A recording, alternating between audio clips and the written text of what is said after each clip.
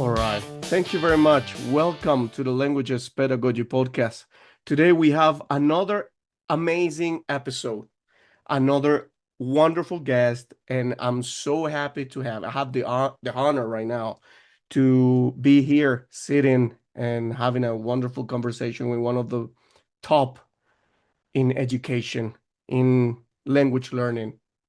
Nik, welcome to the Languages Pedagogy Podcast. Please, would you like to introduce yourself and let us know about your work? Hi, thanks for that very flattering introduction. Thank you. I'm Nik Peachey. I've been working in language education since 1992, I guess, so well over 30 years now, nearly 35 years back in the last century. As you can see, I'm quite old now. I came into English language teaching originally, like a lot of people, out of the desire to travel. I thought it would be a good way to see the world and earn some money, which isn't good justification. Although I did come from education, previous to that, I'd worked as a music teacher. And my first teaching job was actually teaching the guitar in a local prison. So I'd sort of had some experience with teaching and classroom management and interesting things like that. And I kind of did a CELTA course originally and really got hooked on and really interested in how people learn, and particularly how people learn languages. And so that kind of took me through a few years of teaching different places around the world, into teacher training. I was a CELTA and a Delta trainer, and worked on the University of Westminster tesol for a while, and got interested in technology when my first daughter was born. And that was sort of in the late 90s, and so did a master's in educational technology, and followed that up by going into project management. I worked with the British Council for quite a long time on the Teaching English website, and then sort of went freelance and since then I've done a range of different things, from sort of course design, teacher training, materials writing, started my own publishing company and things like that. So I've kind of developed, developed through technology and along with technology, and now sort of very much involved in things like AI and generative AI, and helping teachers sort of manage that kind of transition as well. That's a beautiful career, I gotta say. I wish I could actually just get at least half. I'll try to get half of it. Sounds Good luck with beautiful. it. I hope you get the good half. So I think it's been a wonderful career, and for sure you got a lot actually to share with us today. The audience of this little corner over here, it's mainly teachers, professionals, novice teachers. All of them are actually pretty expectant to hear you and you know, to learn a little bit more. What is happening right now? That's why I actually decided to bring this topic, the death of traditional ELT, why most classrooms Hmm. are already obsolete. So it's kind of shocking a little bit, 'cause the word death is like pretty strong, but going straight into it, is traditional ELT actually dying? Or is that just a dramatic headline? What's your opinion on it? Well, it's certainly a dramatic headline, and there is some truth to it. I don't know about dying. I certainly think it's going to have to change, and it is changing. And there are aspects of it that maybe are dying, and there are new things coming along as well. And I think, as we all know, AI has a lot to do with that kind of impact. Um, there's a lot of talk about the impact of AI and on different professions and on people losing their jobs, and I think it will have an impact on what we do. But I think one thing to bear in mind is that if you walk into a classroom now, wouldn't be that different from walking into a classroom 100 or even 200 years ago. You're still probably going to see a teacher at the front and a group of students either sitting in rows or a horseshoe, Yeah, you know. So changing those things is very difficult, and that isn't going to be, that isn't suddenly going to happen overnight, especially within, state school education, teaching kids, teenagers, because, okay, an AI probably can do it, but could it, it'd have to be a physical presence, and even then it would be difficult to manage a group of students, particularly a group of students who maybe don't particularly want to be there. As teachers, we have that ability to motivate students. They feel a responsibility to us and to show up, and there's a relationship there. And whether an AI can build that same relationship just in terms of trust, in terms of motivating them, and I think is very doubtful. I know when I was a school kid as well in school, we had French lessons. We didn't like our French teacher, and we made, if we didn't like a teacher, most of the kids made their lives a misery. And if that was an AI, where you don't have where it's not even human, you lack empathy for it. I could see AI robots getting torn apart in secondary schools or primary schools, whereas a teacher has that resilience and can manage those kinds of classes. So that is in itself is a huge factor. Exactly. Where I think things will change is that AI does offer great opportunities for people who are motivated to get practice. There's great opportunities to help teachers reduce planning time, marking time. A lot of the kind of laborious kind of grammar aspects that maybe a lot Hmm. of us don't enjoy that much. And it Definitely. can help to transform the classroom into a place where we can get on with getting people interacting together and talking to each other and really listening for emergent language and developing the language that our students are using and giving kind of really good feedback and so making classes more enjoyable. And that's how I'd like to see things changing, Yeah, but really. right now with the AI, I saw actually on your LinkedIn one of your posts about the AI that you actually just publish, and I saw it and I was like, that's a really interesting one over there because we got actually two classrooms right now, the AI type of classroom and the regular classroom. Let's say the traditional one, with the teacher in the front. And but here we have two different classrooms. Do you think we can actually match both of them in one? Yeah, I mean, I think there are some important things that we need to keep in the physical classroom. In order to really speak a language, you really need to interact with another person in that language. Okay, and that's more than just talking. That's sort of catching, all these face and hand gestures and things like that. Exactly. Learning to understand them, learning to empathize with the person you're speaking to, and those are things that really need to happen in the classroom. But the AI side of it, I think, is great for complementing that and sort of do great homework activities, great outside of the classroom activities, great ways of enhancing the classroom. That you can interview, someone who's an AI who can represent, who can be someone else. You can role play with it and things like Definitely. that. So there are great opportunities. I think the other great opportunity that AI offers is sort of in terms of um, formative assessment and assessing students and watching them while they're learning and giving feedback. Because we know as a teacher, we can only really sort of be concentrating on one student at a time. So if we've got 20 students in our class, we can concentrate on one at a time, give them feedback.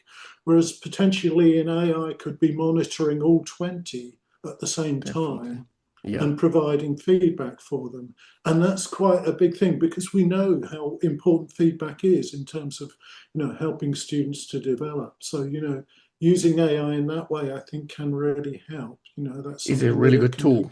to support the role of the teacher is really supportive. Yeah. Yeah, I think, yeah, I mean, that's one of the main roles. I think that's how I see AI, a great support for teachers and all that. But here's another technical question because I mean, yeah, we're talking about these two systems now, but since you've been actually doing this teacher training and I mean, you have shared a lot of space with many teachers around the world. Do you think most teachers know their methods are obsolete? Or are they Um, operating under an illusion of effectiveness, let's say? I think It's not necessarily fair to say their methods are obsolete. I think there are new methods that they could be using which can help to enhance what they're doing. It isn't to say necessarily that what they've been doing for years was never effective and so it's not effective now. It has some effect, and I think, constantly what we work with in teaching and what we work with technology is just trying to do better all the time. And I think there are ways in which, technology like AI can be used to help us do better. You know, uh, there's also ways we can misuse it, which can make our teaching worse as well. So it doesn't always enhance it. We've Yeah. really got to understand those things. And I think, I'm lucky in that the training that I do is often for teachers who want to be trained and who are interested. So, I think that, most of the teachers I meet are really sort of keen to do that and are keen to learn more and understand more. And probably, the people listening now are similar because, they're here listening to this. And that's a sign of a good teacher, somebody who wants to develop. But there are, of course, there are teachers who just aren't interested in that. They just want to go into the classroom, do what they've always done, get their salary, and go home. And in some That's ways, another. I feel for that, but that's life and for most people. And but I think there is an opportunity to do better. And I think if you want to be you want to be one of the teachers who survives the changes that are coming and who still has a job, then, I think it's important to be, developing yourself, thinking about how you can use these things and looking at how you can use them to do your job better. Because, Exactly. soon it's going to be a kind of necessity of getting the job. You want to work here, you've got to be able to do X, X, and X.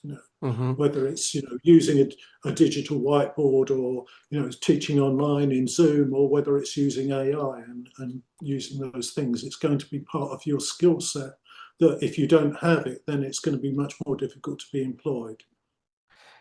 That's, now you just mentioned that about like the teachers who wants to learn and the teachers who don't want to learn.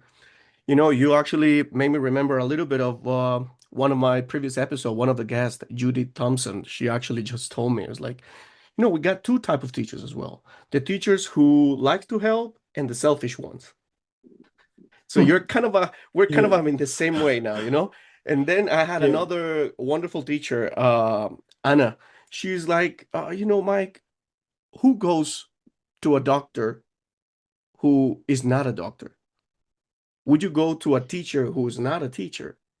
That's another Hmm. one. You brought me those ideas Yeah. and Yeah, I mean, the doctor analogy is quite a nice one because, your doctor, you want them to be up to date with the most modern technology. You don't want them to be getting out, some instruments that were used 60 years ago or something like that. This is your health, you're worried about it. Or whether especially if we're sending our children there, we want to know that these people are competent and they're using up to date methods. And that's, the same goes for teaching as well.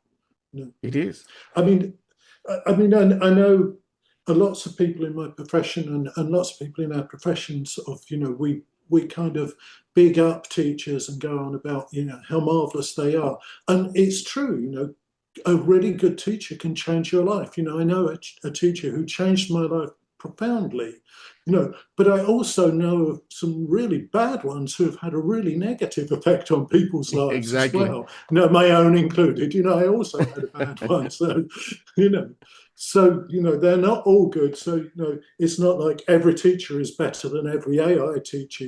Well, actually, sometimes it might be better to have an AI. I think one of the mindsets that we actually have to carry on is the one that says that we gotta just become the best version of ourselves, and Hmm. and Yeah. that's actually a life thing.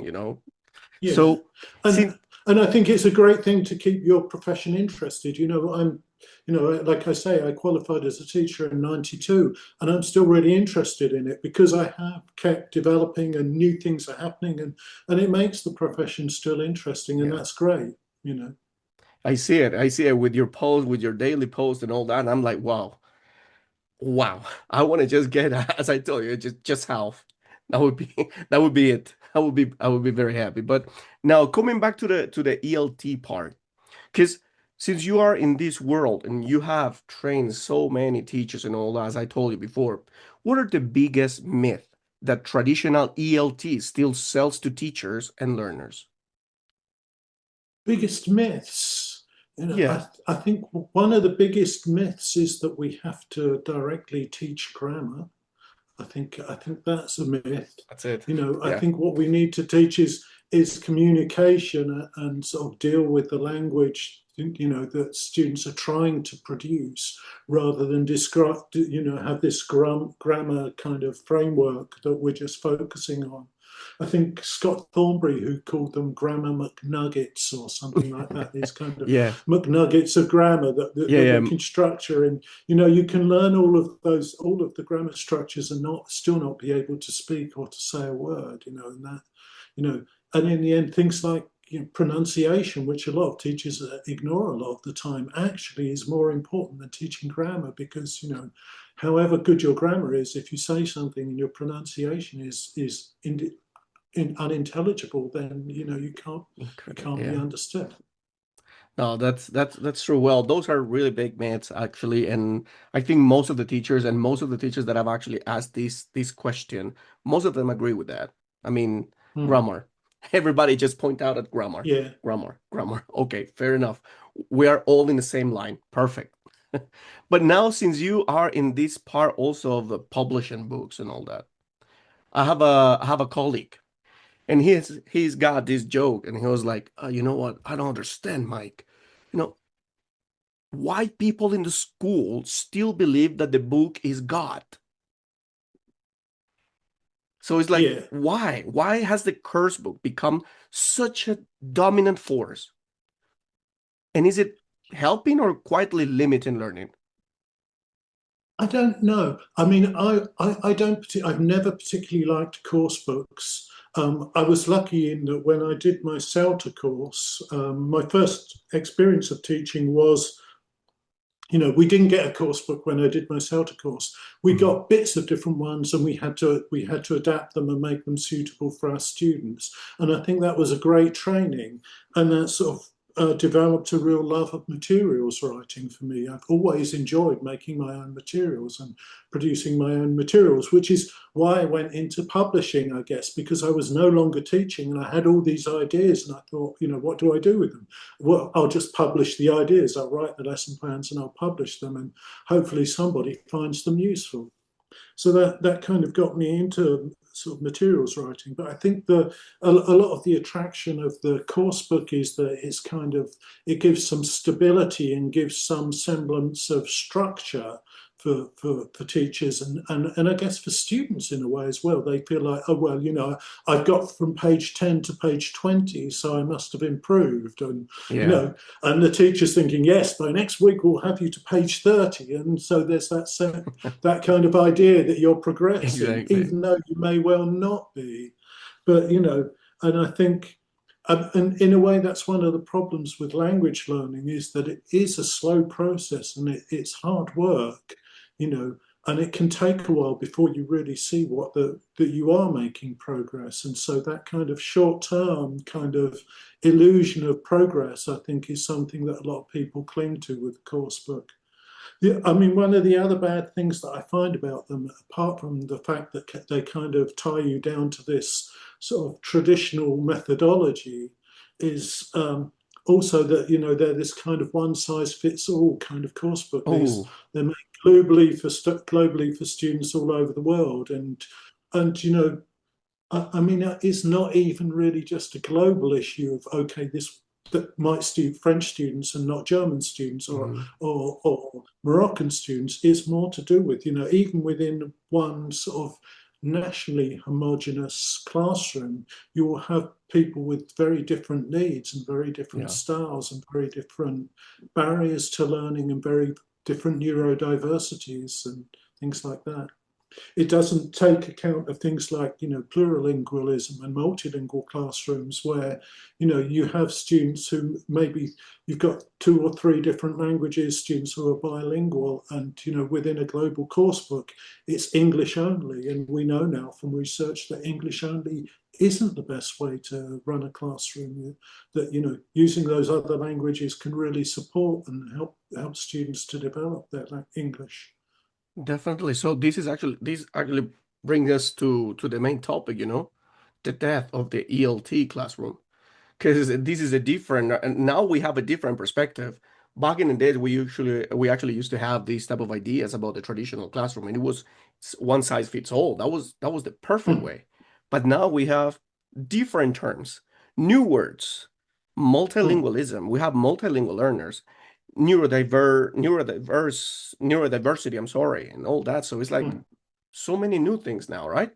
So Yeah. this is one of the things that I want to put them in, like in a versus thing, because we have to compare. I mean, that's what we can do in order to, I don't know, improve. So we have real pedagogy versus institutional convenience. Hmm. Yes, that's very much the case. Yeah. So in this case, what is it? I mean, what is actually happens in the classroom then, according to your experience with the teachers that you have trained? Well, what's happening in their classrooms can vary a lot depending on the teacher. And I think, again, we come to those good sides and bad sides of being a teacher, that if you're a really good teacher and you want to explore these things and develop your knowledge, in most classrooms, you can apply them without, getting anyone's permission or anything like that. If you want Definitely, to yeah. sort of apply ideas about neurodiversity and plurilingualism, multilingualism, you're free to sort of learn more about them and try them.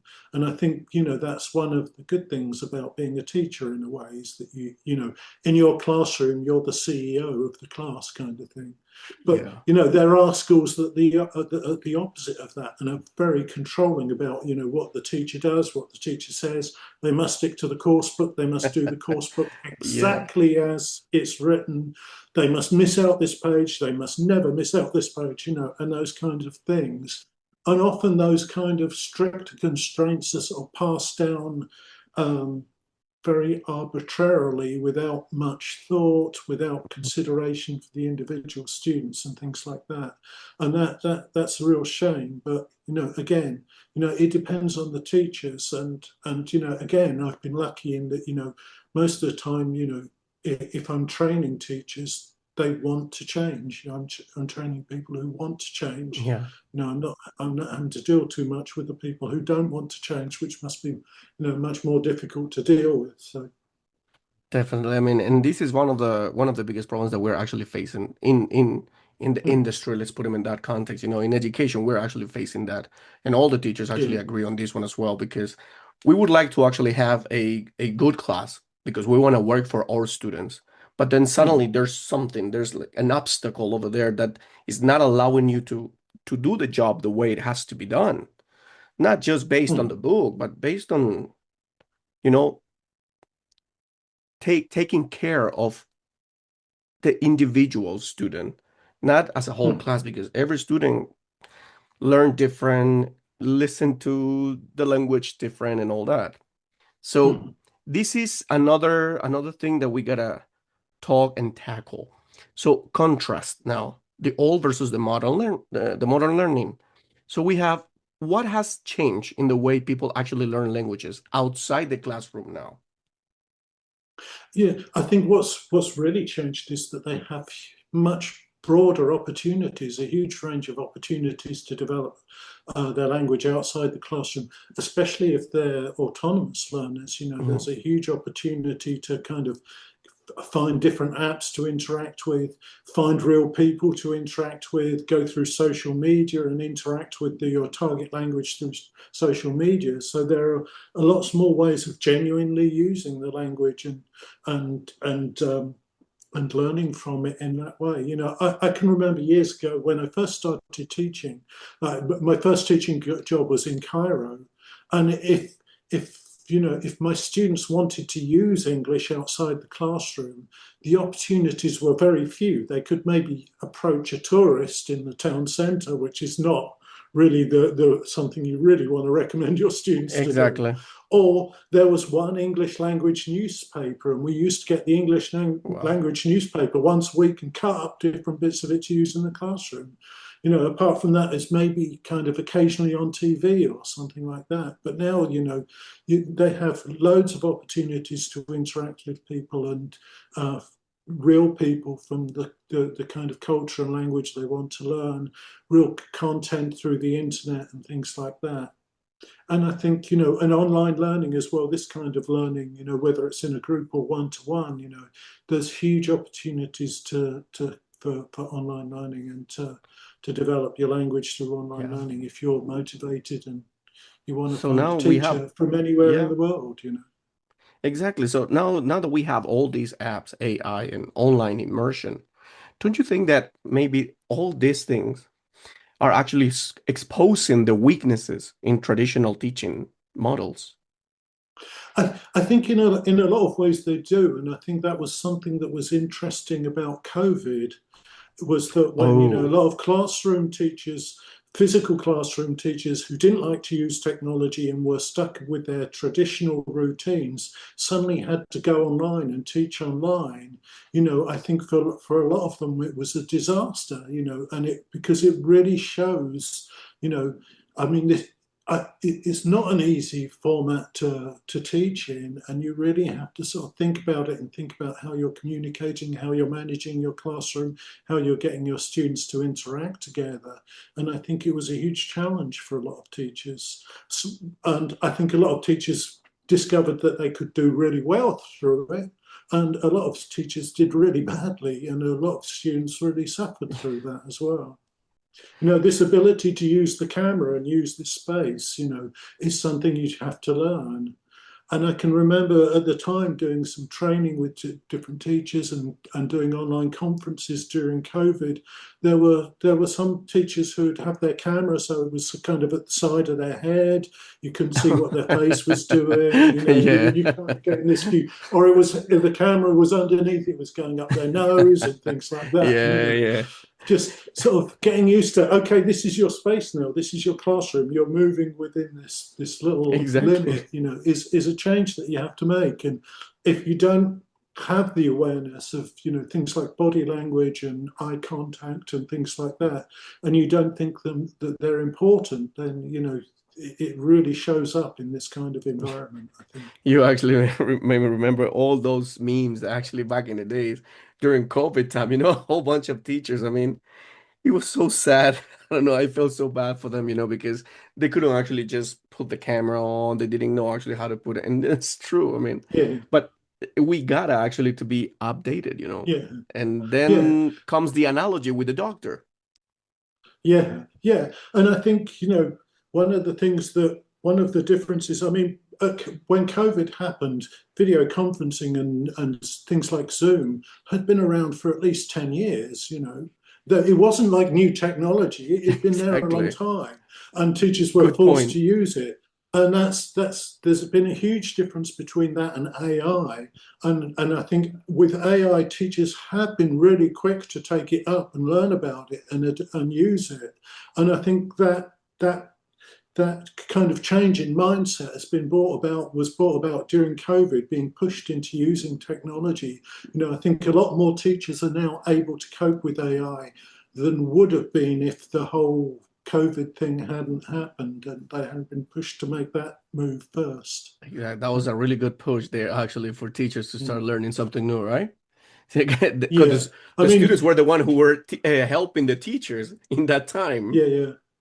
That's right. Yeah. I mean, tragic things happen, but in terms of, the good things that came out of it, I think was this real push in education towards, getting teachers more familiar with technology. I think that really kind of pushed Definitely. things along a lot of way quickly. Well, this is actually just proof that we're still learning, and even our students can Mm. teach us actually something that we are totally.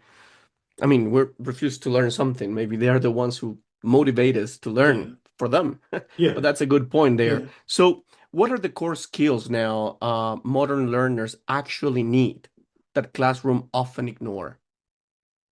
The modern learners actually need, I think, core skills, communication skills. And I think that's not just language. It's not just, speaking, reading, listening kind of Right, and thing. yeah. It's also the social emotional kind of soft skills that go with it.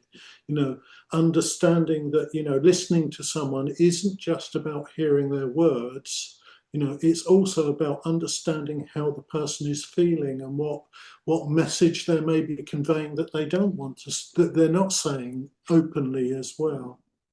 So I did some work. you're Yeah, one I of did some the work with Maslow. Eton. Yeah, I did some work with Eton work a while back, working on soft skills, and I found this nice framework about you can listen, you're listening.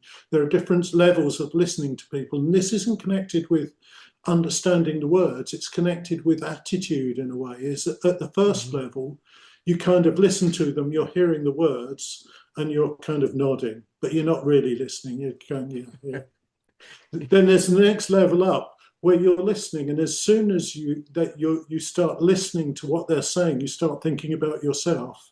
So the person saying, "Oh yeah, yeah, I went to France last week" or something like that, and you start Yeah, thinking, "Oh yeah, I've been to France as well," and you start talking about yourself, and so you're not really listening; it goes on to you. And then there's this next level of listening, which is, lots of people associate this with men, about there's the listening to solve a problem. And it's like your wife says to you, "Oh yeah, I've had a bad day today, and with somebody I'm working with, she's said this to me, and I said that to her."